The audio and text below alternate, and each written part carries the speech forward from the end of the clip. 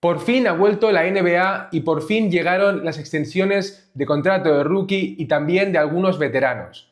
Muchos ya debéis estar al tanto de estas extensiones, pero hoy vengo a hablaros de todos los detalles y claves que seguramente no conocíais.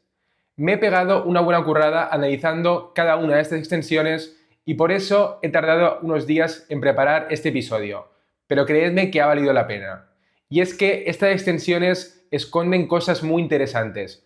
Por un lado, son una muestra de compromiso de los equipos hacia los jugadores, porque está muy bien que salga un general manager en una rueda de prensa diciendo que está encantado con sus jugadores, pero el compromiso real no se demuestra hablando, sino pagando. Y si no, que se lo digan a Brandon Ingram. Y bien, más allá de este compromiso, las extensiones nos desvelan los planes de futuro de los equipos. Concretamente, algunos contratos nos dan bastantes pistas sobre posibles movimientos o traspasos. Ojito con los Rockets y los Warriors. Ahí lo dejo. En fin, vamos a destapar todas las claves de estas extensiones en 3, 2, 1. ¡Empezamos!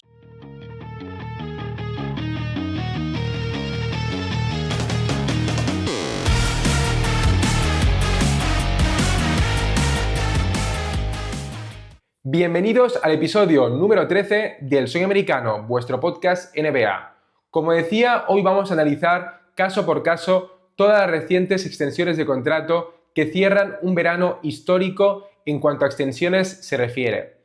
Cuando digo verano me refiero al periodo de tiempo desde que los Celtics se proclamaron campeones de la NBA hasta el inicio de esta nueva temporada. Y cuando digo histórico me refiero a que se ha alcanzado una cifra récord en cuanto al total de dinero repartido por la vía de las extensiones contractuales.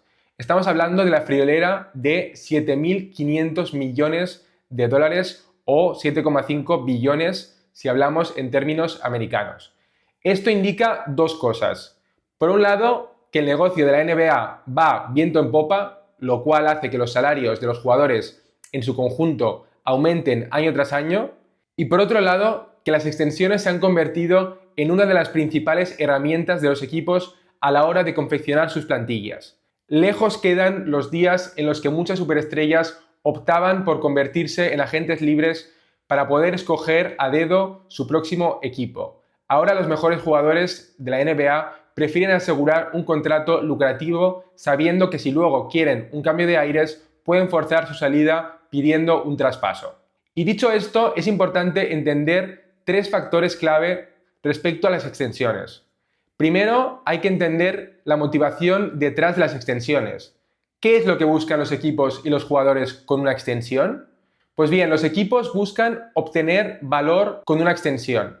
Pero cuando digo valor, no me refiero solo al rendimiento que aporta el jugador en la cancha, sino también al valor del jugador en el mercado, que depende mucho de su contrato. Y por otra parte, los jugadores, en general, priorizan por encima de todo ganar dinero y, a ser posible, asegurarse ese dinero hoy mejor que mañana. Y esto nos lleva al siguiente factor, que es el riesgo.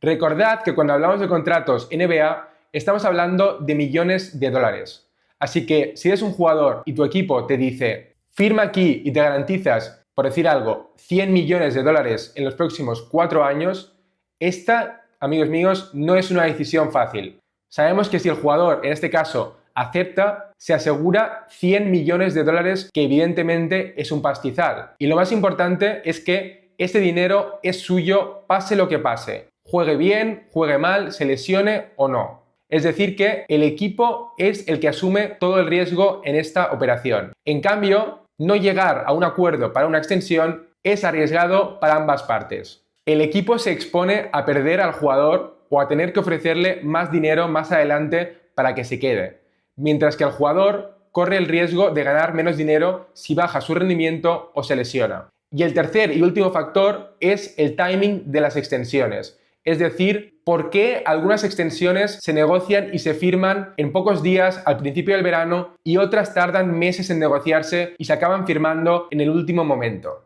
Lo primero que hay que saber en este sentido es que todas estas extensiones de las que hablaremos en este episodio, excepto la de Gobert, tenían un plazo de caducidad. Se tenían que firmar antes del inicio de la temporada regular. Concretamente, la fecha límite era el lunes 21 de octubre a las 12 de la noche hora española, es decir, a las 6 de la tarde en Nueva York o en muchos países latinoamericanos, como por ejemplo República Dominicana. Bien, entonces, ¿qué importancia tiene que haya un límite de tiempo? Pues contrariamente a lo que algunos puedan pensar, los equipos no apuran los plazos hasta el final por pereza o para darle emoción al asunto, sino por puro tacticismo. Y es que la mayoría de negociaciones contractuales son muy complejas. Obviamente, si eres un jugador del calibre de Doncic, Jokic, Curry, LeBron, Tatum, etc., las negociaciones son bien sencillas. En estos casos, los equipos dicen: toma, aquí tienes tu contrato máximo y cualquier cosa que necesites, pide por esa boquita. Pero para el resto de jugadores la cosa se complica, porque no solamente cuesta más determinar el valor de un jugador, sino que además el contexto es fundamental. A veces las negociaciones parece que se estancan porque tanto el equipo como el jugador, o mejor dicho, su agente, se plantan en una cifra y digamos que de ahí no se mueven. Por lo tanto, las negociaciones no progresan. Pero cuando se está agotando el tiempo y llega la hora de la verdad, se demuestra que alguno de los dos, o a veces los dos, iban de farol y acaban cediendo para llegar a un acuerdo. Y además de esto, hay otra dinámica que me parece muy interesante que sucede respecto a jugadores que tienen un nivel más o menos similar. Voy a utilizar un ejemplo que además he oído que es verdad y es el caso de Jalen Johnson y Jalen Suggs. Dos jugadores que podríamos decir que están en una categoría similar en cuanto a su estatus, a pesar de que son jugadores muy distintos, y que casualmente han conseguido exactamente la misma cantidad, 150 millones en 5 años. Bueno, 150,5 millones en el caso de Jalen Suggs, pero en fin, ya me entendéis. Ambos apuraron hasta los últimos minutos para firmar su extensión, y el primero en hacerlo fue Jalen Suggs. Pues bien, parece ser que la negociación de la extensión de Suggs afectó también a la negociación de Jalen Johnson, porque parece ser que los Hawks tenían una oferta sobre la mesa que era inferior a los 150 millones que acabaron acordando. Pongamos que la oferta era de 140 millones. Y claro, al salir la noticia de la extensión de Suggs, el agente de Jalen Johnson le dijo a los Hawks: oye, si Suggs vale 150 millones, Johnson también. Y gracias a eso consiguió convencer a los Hawks para que aumentasen su oferta hasta igualar la oferta de los Magic por Jalen Suggs. Evidentemente, cada negociación debería ser independiente del resto, pero la realidad es que la gente habla y las comparaciones en estos casos son inevitables. Esto es algo que los equipos y los agentes saben, así que a menudo esperan a tener más información para poder usarla a su favor en las negociaciones. Por lo tanto, en este caso, chapó a la gente de Jalen Johnson por apurar hasta el final para conseguir algunos millones más para su cliente Jalen Johnson. Pues bien, recordad estos factores: motivación, riesgo y timing. Dicho esto, empezamos con las extensiones de Alperen Sengun y Jalen Green, porque en mi opinión son las más interesantes, ya que los Rockets han tomado una postura bastante firme a la hora de plantear estas negociaciones. Desde principios de verano ya se comentaba que no iban a ser un equipo que regalase extensiones por el máximo alegremente como otros equipos, por lo que había serias dudas sobre si alcanzarían algún acuerdo con Sengun y Green. Pero finalmente ambos han llevado una extensión, así que vamos a hablar de ello. Vamos a empezar por la extensión de Sengun, que es el jugador del draft de 2021 que más dinero ha conseguido con su extensión, sin contar a Mobley, Cade Cunningham, Franz Wagner y Scottie Barnes, que todos ellos, como ya sabéis, se llevaron el máximo, que es un contrato de 224 millones por 5 temporadas, con la posibilidad de subir hasta los casi 270 millones si alcanzan algunos de los requisitos que estipulan sus contratos, como por ejemplo ser All-NBA, Defensive Player of the Year o alguna de estas cosas. Bien, pues como digo, Sengun es el siguiente después de esa lista de jugadores en cuanto a el que más ha cobrado. Concretamente, las cifras son de 185 millones por 5 temporadas, con un player option en el quinto año. Y este player option es importante porque, digamos que es la concesión que han tenido que hacer los Rockets a cambio de no pagarle el máximo a Sengun. Porque desde luego yo considero que Sengun está a un nivel bastante similar al de Mobley, Cunningham, Franz y Barnes, y por lo tanto ha tenido la mala suerte, en este caso, de estar en los Rockets, porque ya os digo yo que si hubiese estado en los Pistons, en los Hornets, incluso en Toronto, se hubiese llevado el máximo y las negociaciones hubiesen sido muy rápidas y muy sencillas. Pero bueno, como decía, los Rockets se plantaron y dijeron no vamos a pagar el max, y por lo tanto al final Sengun aceptó, pero exigiendo ese player option, que básicamente lo que le permite es que en ese quinto año de la extensión que tendrá el player option, tendrá un salario de 42 millones, pero el salario máximo en ese momento será de 56 millones. Por lo tanto, si Sengun sigue evolucionando y creciendo como jugador, como yo espero que lo haga, para entonces será un max player y podrá rechazar ese player option y pasar de cobrar ese quinto año de 42 a 56 millones. Por lo tanto, respecto a los 40 millones que ha dejado de ganar en comparación con los jugadores que se han llevado esa extensión máxima, podrá recuperar 14 de ellos de esta forma. Y bueno, esta es un poco la lógica interna desde el punto de vista de Sengun, que pues como cualquier jugador joven y que encima en su caso había sido el pick número 16 del draft, por lo tanto tampoco ha acumulado tantas ganancias de momento en su carrera de la NBA, pues bien, ha querido asegurarse este botín y no le culpo por ello, porque desde luego esta cantidad de dinero le va a cambiar la vida a él y a toda su familia. Y desde el punto de vista del equipo, de los Rockets,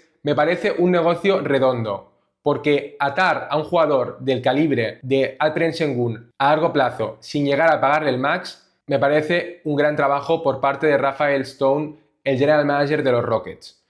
Y además sucede una cosa muy interesante, o sucedía una cosa muy interesante en el caso de Sengun, que es que había rumores de que a lo mejor esperarían a renovarlo el verano que viene debido a que tenía un cap hold muy bajo de 16 millones. El cap hold, para quien no lo sepa, es la cantidad de dinero que queda bloqueada en el gasto de las plantillas de los equipos con los jugadores que son agentes libres y que, dado que existe la posibilidad de que regresen al equipo mediante una renovación de contrato, se bloquea una cifra de dinero que cuenta respecto al margen salarial.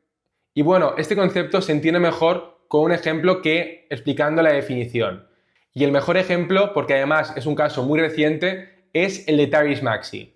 Como algunos ya sabréis, Daryl Morey, el general manager de los Sixers, utilizó una táctica muy inteligente con Tyrese Maxey porque tenía un cap hold muy bajo de 12 millones. Es decir que al principio del verano el contrato de Tyrese Maxey solamente contaba por un valor de 12 millones.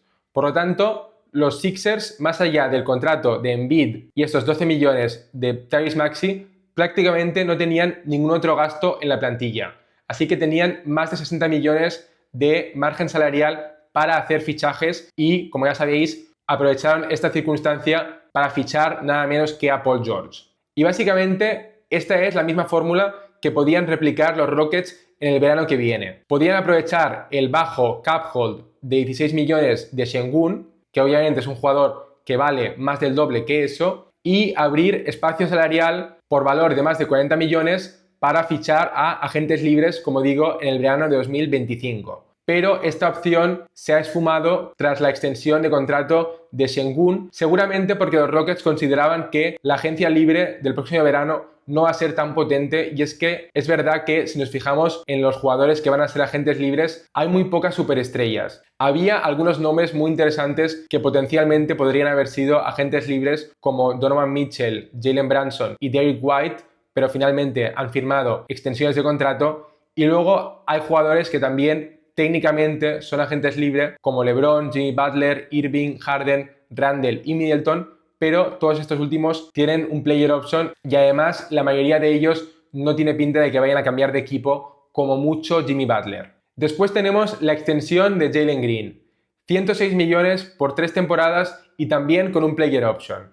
Bien, esta es una extensión histórica porque Jalen Green se convierte en el primer rookie de toda la historia de la NBA que acuerda una extensión de tipo 2+1, es decir, 2 años garantizados y un player option, por un valor superior a los 100 millones. Esto jamás había sucedido en la NBA. Por algo será. Y por este motivo, esta extensión seguramente ha sido la más polémica y la más criticada debido a su corta duración, que a priori va en contra de la lógica de las extensiones de contratos de rookie. Y es que normalmente en estos casos al equipo le interesa atar a su joven promesa durante el mayor tiempo posible, mientras que el jugador quiere asegurarse su primer gran contrato en la NBA. Y teniendo en cuenta que estos jugadores aún son muy jóvenes y que no han llegado a su prime, el equipo lo que hace básicamente es una apuesta basada en el potencial del jugador más que en su valor actual. Y por eso mucha gente está criticando a los Rockets diciendo: ¿por qué narices habéis extendido a Jalen Green por 3 años y encima con un player option, si luego, para cuando ya haya explotado el jugador, seguramente pueda marcharse o exigir un contrato mucho más caro? Pues bien, aquí es donde tenemos que realmente leer entre líneas y ponernos en la piel de Rafael Stone, el general manager de los Rockets, para entender cuáles pueden ser realmente sus intenciones. Y es que, en mi opinión, esta extensión está pensada para traspasar a Jalen Green. ¿Y por qué digo esto? Pues bien, hay que hacer el siguiente razonamiento. Si yo quisiese traspasar a Jalen Green, ¿cuál sería la mejor forma de hacerlo? En el caso de no extender a Jalen Green, sería un agente libre restringido al final de este verano, por lo tanto, es cierto que se le podría traspasar vía sign and trade, pero sería más complicado porque los Rockets necesitarían la colaboración de Jalen Green, que al ser agente libre tendría la última palabra. En cambio, teniéndolo bajo contrato, puedes traspasarlo sin su consentimiento. Esto es fundamental. Ahora bien, Jalen Green no va a ser traspasado durante esta temporada y esto se debe a una de las previsiones o una de las normas del CBA, que es el Poison Pill Provision. Esta norma básicamente está diseñada para complicar el traspaso de un jugador que acabas de extender, porque en teoría, cuando se acuerda una extensión de contrato con un jugador,